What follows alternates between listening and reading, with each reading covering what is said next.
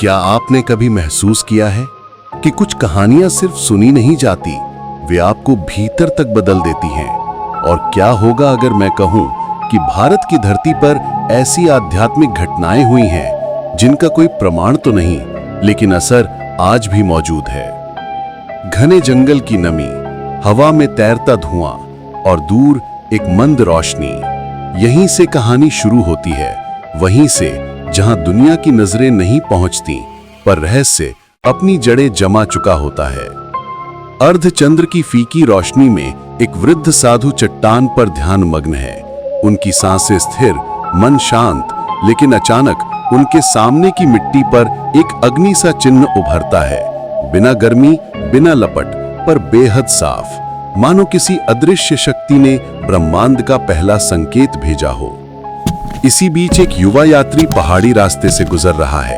कदमों की आवाज लेकिन उसके अपने कदमों से पहले सुनाई देती है। वह रुकता है, सन्नाटा गहरा पड़ता है और उसके पीछे एक छाया धीरे धीरे हवा में घुल जाती है, जैसे कोई कह रहा हो, अब ये सफर तुम्हारा नहीं रहा। टूटा हुआ प्राचीन मंदिर सामने आता है।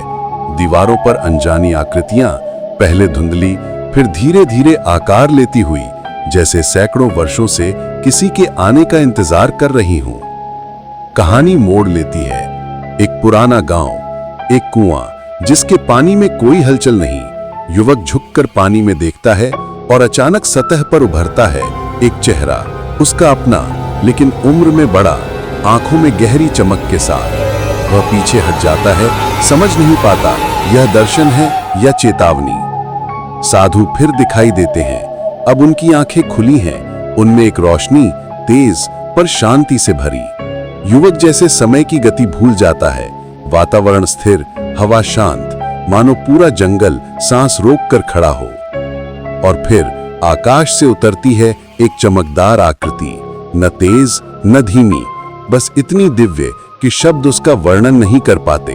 वह दोनों के आसपास घूमती है और एक क्षण में हवा में विलीन हो जाती है। कुछ अनुभवों को समझाने के लिए भाषा छोटी पड़ जाती है।